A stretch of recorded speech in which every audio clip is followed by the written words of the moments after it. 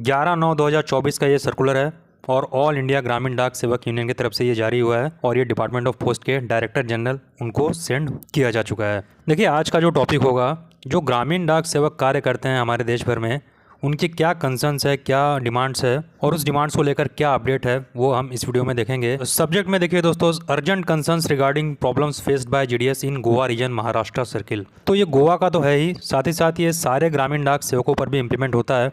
इसमें क्या है हम देखेंगे। 12, 24, 36 पर भी अब तक क्या उसका अपडेट निकला ये भी पता नहीं चल पा रहा है। देखिए, सबसे फर्स्ट में टीडीएस डिडक्शन है। ये हो सकता है गोवा रीजन में कुछ ग्रामीण डाक सेवकों के टीडीएस डिडक्ट हुए होंगे, तो उसको डिपॉजिट करने में डिले किया जा रहा है। ये दर्शाता है कि जो एडमिनिस्ट्रेशन है वहाँ पर वो कितना पुअरली मैनेज कर रहा है ग्रामीण डाक सेवकों के साथ। इसकी वजह से जीडीएस एम्प्लॉयज में अननेसेसरी कॉम्प्लिकेशंस क्रिएट हो रहा है। सेकंड पॉइंट में देखिए, payment of RPLI PLI commission. दोस्तों, ये आप सभी को पता होगा कि आरपीएलआई पीएलआई कमीशन अब डायरेक्ट अकाउंट में आपके क्रेडिट होता है अगर आपने अकाउंट नंबर को एजेंट आईडी से लिंक किया हो तो यहाँ उसी को लेकर चर्चा हुई है। जो जीडीएस एम्प्लॉयज रिटायर हो चुके हैं सर्विस से, उन्होंने जो आरपीएलआई पॉलिसीज प्रोक्योर किया था उस पर कमीशन नहीं दिया जा रहा है अब तक।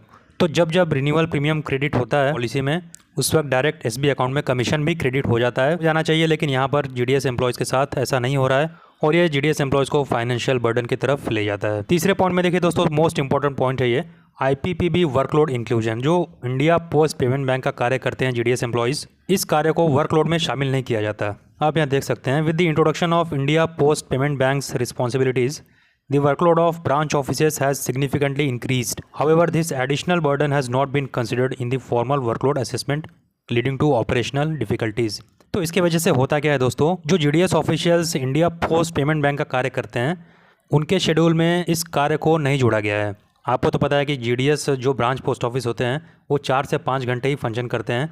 अगर इसको जोड़ दिया जाए इंडिया पोस्ट पेमेंट बैंक को, तो हो सकता है ये 6 से 7 या 8 घंटे भी हो जाए। और जब 8 घंटे की ड्यूटी हो जाएगी जीडीएस एम्प्लॉयज़ की, तो कुछ हद तक उनकी जो मांगे हैं वो पूरी हो सकती है, सैलरी भी उनकी बढ़ सकती है और जो फाइनेंशियल बर्डन है वो भी एक तरह से ख़त्म हो जाएगा। और डिपार्टमेंटल करने के अलावा ये भी एक डिमांड है कि 4 से 5 घंटे को बढ़ाकर 7 से 8 घंटे ड्यूटी किया जाए। बहुत ही अच्छा एक पॉइंट है आईपीपीबी वर्कलोड को इंक्लूड करना।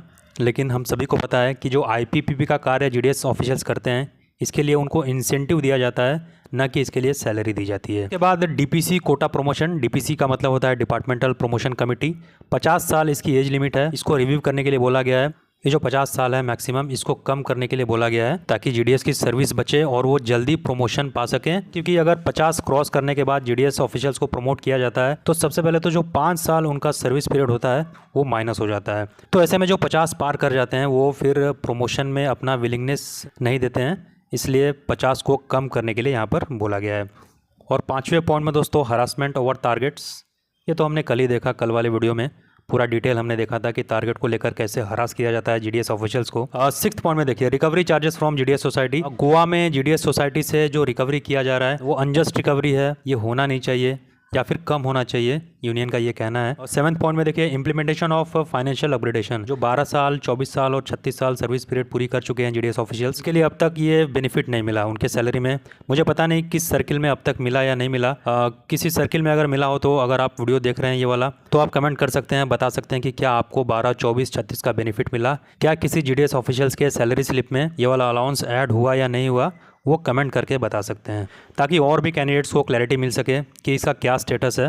क्योंकि ये 15 मार्च 2024 से लागू हुआ था, लेकिन अब तक किसी भी सर्किल से ऐसी रिपोर्ट नहीं आई कि उनको इसका बेनिफिट मिला हो। तो आप कमेंट करके बता सकते हैं क्या आपको 12, 24, 36 साल का बेनिफिट अब तक मिला या नहीं मिला। 8th पॉइंट में सैंक्शन ऑफ इमरजेंसी लीव।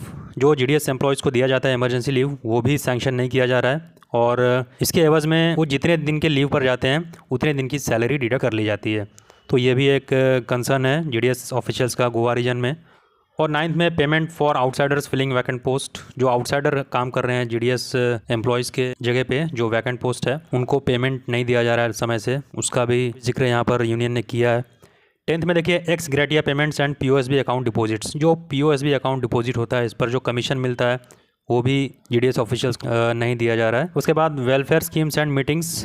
जो मीटिंग होती है जीडीएस ऑफिशियल्स को लेकर, जो रेगुलर पीरियडिक मीटिंग्स होती है जीडीएस सर्कल वेलफेयर फंड की, वो भी समय पर कंडक्ट नहीं की जा रही है, जिसकी वजह से जो कम्युनिकेशन गैप है वो क्रिएट हो रहा है और इसके वजह से जो वेलफेयर स्कीम्स है इसका पूरा फ़ायदा ग्रामीण डाक सेवकों को नहीं दिया जा रहा है। जैसे ट्रीटमेंट हो गया या फिर कोई सर्जरी हो गई या फिर किसी की आंखें ख़राब है, तो ऐसे में वेलफेयर स्कीम जो है ये बहुत ही बेनिफिशियल है, लेकिन इन सभी कामों के लिए ये वेलफेयर स्कीम काम नहीं आ रही है, ये ऐसे ट्रीटमेंट को कवर नहीं कर रही है। तो इसको ऐसे ट्रीटमेंट को कवर करने के लिए बोला गया है और समय पर पीरियडिक मीटिंग कंडक्ट करने के लिए भी यहाँ पर रिक्वेस्ट किया गया है। उसके बाद 12th पॉइंट में provision of umbrellas and footwear, जो छाता दिया जाता है जीडीएस ऑफिशियल्स को रेनी सीजन में और जो फुटवेयर सप्लाई किया जाता है उसको ओवरलुक किया जा रहा है, कोई उस पर ध्यान नहीं दे रहा है। उसके बाद जो मंथली डिविजनल मीटिंग्स होती है वो भी कंडक्ट समय पर नहीं की जा रही है, जिसकी वजह से जीडीएस की जो समस्याएं हैं वो पेंडिंग हैं और उनकी प्रॉब्लम्स की तरफ ध्यान आकर्षित करने वाला कोई नहीं है।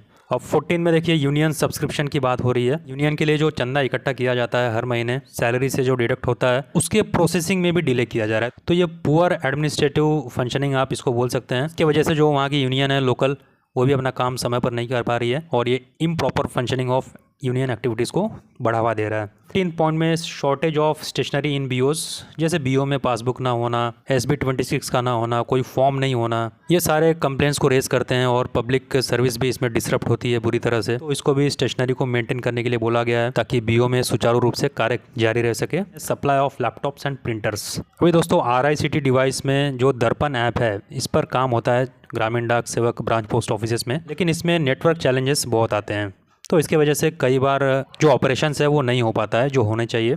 इसके वजह से पब्लिक सर्विस में भी डिले होता है और कंप्लेन भी रेज होते हैं। तो इसलिए लैपटॉप और प्रिंटर की बात यहाँ पर की गई है। अगर लैपटॉप सप्लाई होगा, प्रिंटर सप्लाई होगा, तो जो फंक्शन है बीओ का वो और क्वालिटेटिव होगा और पब्लिक कंप्लेन भी रेज नहीं होंगे और इससे जो बिज़नेस है वो भी एनहांस किया जा सकता है अगर अच्छी सर्विस प्रोवाइड की जाए तो इतने सारे कंसर्न्स है जीडीएस ऑफिशियल्स के गोवा रीजन में। हालांकि ऑल ओवर इंडिया में जो जीडीएस ऑफिशियल्स काम कर रहे हैं उनके लिए भी ये बेनिफिशियल है। जो भी डिमांड्स हमने देखी है आज ब्रांच पोस्ट ऑफिसेज में जो डे टू डे एक्टिविटीज़ होती है उन सब के लिए ये डिमांड बहुत ज़रूरी है।